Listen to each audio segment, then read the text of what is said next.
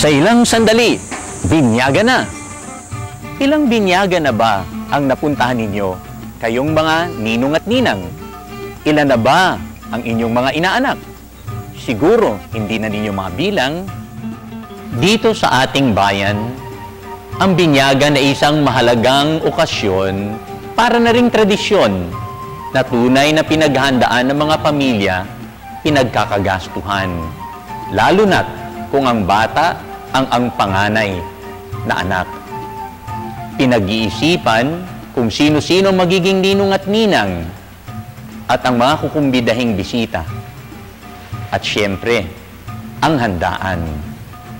Nakatutuwa sapagkat ito'y nagsisilbing okasyon upang magkatipon-tipon ang mga magkakamag-anak na kung saan-saan ang gagaling, na kung minsan ay galing pa sa ibang bansa. Ang saya talaga kapag may binyagan. Ano po? Pero mga magulang, ano po ba ang kahulugan ng binyag? Bakit po ba ninyo pinabibinyagan ang inyong anak? Kasi, yun ang dapat. Para maging Kristiyano siya. Hindi ba yun ang turo ng simbahan? Tama po yan. Pero hindi lang po yan ang rason. Mas mainam kung lalaliman pa natin ang ating pag-unawa sa sakramento ng binyag. Ang sakramento ay isang banal na palatandaan o sagradong pamamaraan na ipinagkatiwala sa mga pari upang ang biyaya ng Diyos ay dumaloy sa ating buhay. Ang simbahang Katoliko ay may 7 sakramento. Ang una ay ang binyag. Ito ang nagsisilbing pinto sa pagtanggap ng iba pang mga sakramento. Susundan ito ng kumpil, pangungumpisal, Eucharistia o komunyon, pag-aasawa, holy orders o pagpapari, anointing of the sick or pagpapahid ng langis sa may sakit. Bawat isa ay may natatanging pagpapala. Sa pamamagitan ng sakramento ng binyag, ang inyong anak ay nagiging Kristiyano at nagiging kasapi ng pamayanang Kristiyano. Ang sakramento ng binyag ay tanda ng pagsisimula ng pamumuhay Kristiyano ng inyong anak, ang paglalakbay patungo sa Diyos. Ngayon, para mas maintindihan at mapagpahalagahan ang sakramento ng pagbibinyag, ipapahayag ko sa inyo ang ritual ng pagbibinyag, ang simbolo ng bawat kagamitan at kahulugan ng mga salitang binibigkas. May 5 bahagi ang pagbibinyag sa bata. Una, ang pagtanggap sa bibinyagan. Ikalawa, ang pagdiriwang ng salita ng Diyos. Ikatlo, panalangin sa pag-aadya sa masama. Ikaapat, pagdiriwang ng sakramento. At ang ikalima, ang pagwawakas. Sa unang bahagi, ang pagtanggap sa mga bata sa loob ng simbahan at sa harap ng pamayanang Kristiyano. Sila ang malugod na tatanggap sa bagong miyembro. Tatanungin ngayon ng pari ang pangalan ng bata. Anong kahalagahan ng pagtatanong ng pangalan? Sa Biblia, kung ano ang pangalan ng tao, yun ang kanyang misyon sa buhay. Halimbawa't Abraham, ama ng maraming bansa. Jesus, tagapagligtas. Si Pedro, ang bato kung saan natatag ang simbahan. Kaya't mahalaga ang ibibigay ninyong pangalan sa inyong mga anak. Bilang mga magulang ni Yuri, nais ba ninyo mga magulang na siya ay binyagan at tumanggap ng sakramento upang makiisa sa buhay ng Diyos at makaanib ng ating sambayanang Kristiyano? Opo, Padre. Nalalaman ba ninyo na kalakip ng kahilingang ito ang pananagutan na hubugin siya na ating bibinyagan sa diwa ni Kristo? Opo. Kayo naman, mga ninong at ninang, nakahanda ba kayong tumulong sa mga magulang ni Yuri na akayin siya bilang inyong inaanak sa pananampalataya? At bilang kinatawan po ng sambayan ng Kristiyano, ikinagagalak kong binyagan ng inyong anak at simulan po natin sa pamamagitan ng pagkukrus ng kanyang noo. Ikaw, Yuri, ang pakatag ngayon kailanman. Magulang. Pati ang mga magulang at mga ninong at ninang ay may kapangyarihan na magbigay ng bendisyon sa bata. Kaya't maganda na madalas ninyong gawin ito sa inyong anak o inaanak. Ang ikalawang bahagi ay ang pagpapahayag ng salita ng Diyos na susundan ng panalangin ng pamayanan. Sumayin niyo po ang Panginoon. Ang pagpapahayag ng mabuting balita ng ating Panginoon ayon kay San Marcos. Sabi nga ni San Pablo sa kanyang sulat sa mga taga-Roma, ang pananampalataya ay nakukuha natin sa pakikinig sa mga aral ni Kristo. Kaya't bahagi ng pagbibinyag ang pakikinig sa salita ng Diyos ukol dito. May munting paliwanag ang pari ukol sa salita ng Diyos. Atin pong narinig na nilapitan daw po si Jesus ng mga bata, ngunit pinigil sila ng mga alagad. Pagkaraan nito, ang pamayanan ay maghahain ng panalangin para sa bibinyagan, kasama rin ang mga magulang, mga ninong at ninang, pati na rin ang buong simbahan. Susundan ito ng litanya ng mga santo. Bakit po kaya? Sapagkat maging ang mga santo ay bahagi rin ng pamayanang Kristiyano. Ang ikatlong bahagi ay ang eksorsismo. Alam ko ang malaking katanungan sa isip ninyo ngayon. Sinapian po ba ng masamang spiritu ang aking anak? Hindi naman sa gayon. Ipapanalangin naming mga pari na iligtas at iadya sa kapangyarihan ng demonyo at mailapit ang anak ninyo sa kaliwanagan ng kaharian ng Diyos, kung saan siya ay makakatanggap ng kalayaan at pagpapala. Pagkaraan nito ay bibigkasin ninyong muli ang inyong pangako noong kayo ay binyagan. Itinatakwil po ba ninyo si Satanas? Itinatakwil ba ninyo ang kanyang mga pang-aakit? Mga magulang, mga ninong at ninang, sumasampalataya po ba kayo sa Diyos, amang makapangyarihan sa lahat na may gawa ng langit at lupa?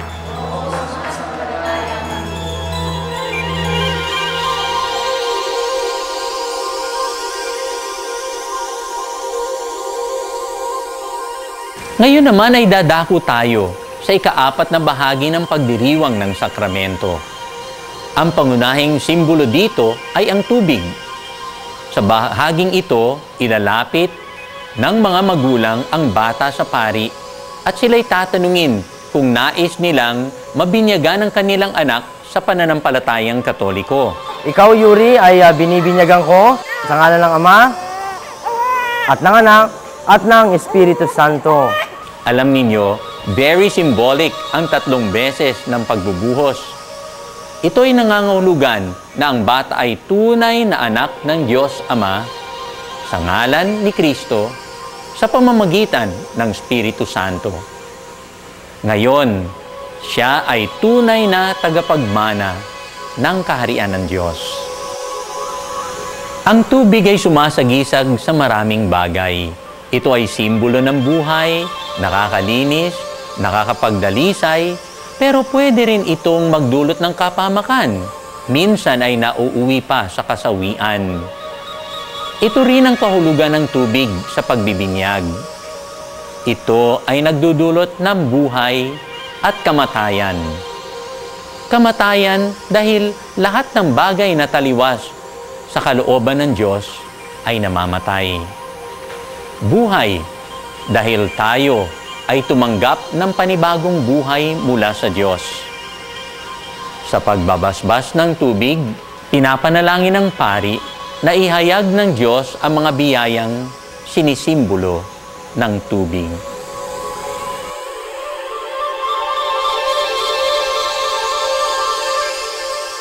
Ngayon naman ay ang pagpapahid ng langis ng Krisma o langis ng kaligtasan bilang tanda ng proteksyon o pangangalaga ng Diyos at simbolo ng pakikiisa kay Kristo. Maging matatag nawa ang batang ito na si Yuri sa kanyang pakikiisa kay Kristong Hari, Pari at Propeta, ngayon at magpakailanman.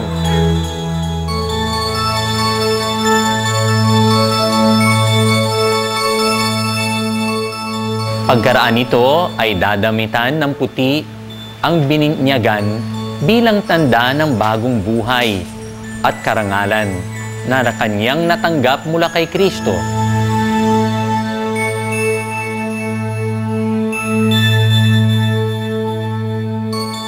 Isa pang mahalagang simbolo sa sakramento ng binyag ay ang kandila.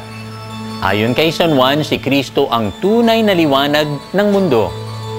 Sinisimbolo itong Paschal Candle o kandila ng muling pagkabuhay.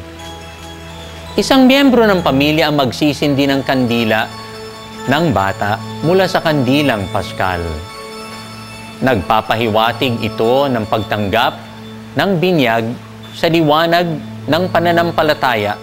Sa tulong ng mga magulang, ng mga ninong at ninang, naway mag-alab ito sa kanilang puso at diwa hanggang sa pagbabalik ni Kristo na ating Panginoon.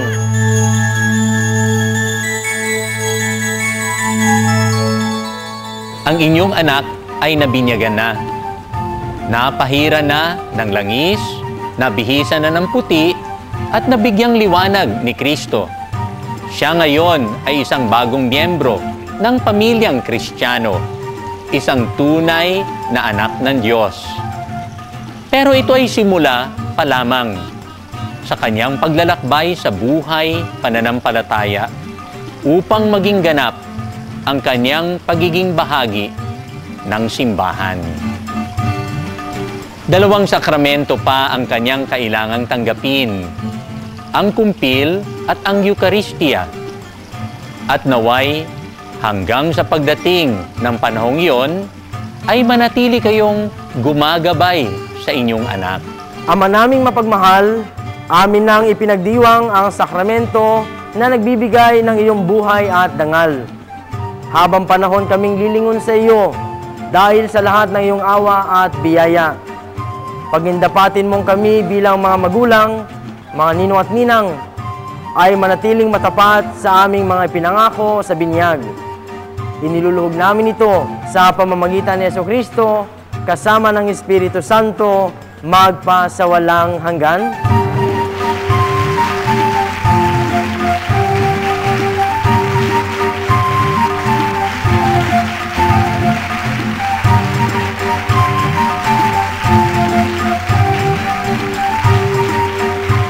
Father, ano po ba ang nangyayari kapag ang isang tao ay nabibinyagan? Marami. Una, tayo ay nagiging anak ng Diyos. Ngayon tayo ay napapabilang na sa pamilyang Kristiyano at nagiging tagapagsunod ni Kristo. Ikalawa, nabubura ang bahid ng kasalanang orihinal at napagkakalooban tayo ng lakas na labanan ito. Ikatlo, tinatanggap natin ang biyaya ng pananampalataya. Itatalaga natin ang ating mga sarili sa Santissima Trinidad, sa Ama, sa Anak, at sa Espiritu Santo, at mangangakong itatakwil si Satanas at masamang mga gawain. Dahil sa sakramentong ito, tayo ay pinanganak muli sa pamamagitan ng tubig at ng Espiritu Santo. Tumatanggap tayo ng biyaya upang tayo ay maging banal, katulad ng Ama. At mapapabilang tayo ngayon sa pamayanang Kristiyano. At ito ang kailangan ng bawat isa sa atin. Isang komunidad na susuporta sa ating pananampalataya.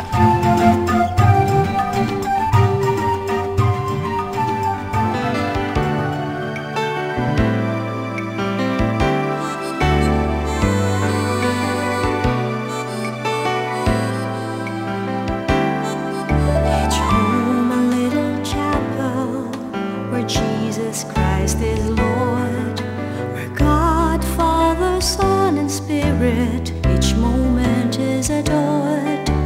Jesus is the reason for all that's done and said, and every thought and word and deed is by the Spirit led.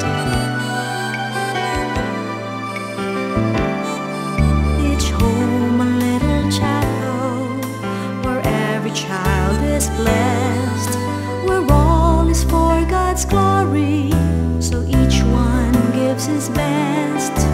Jesus is the treasure filling every heart. All are truly family, each one does his part.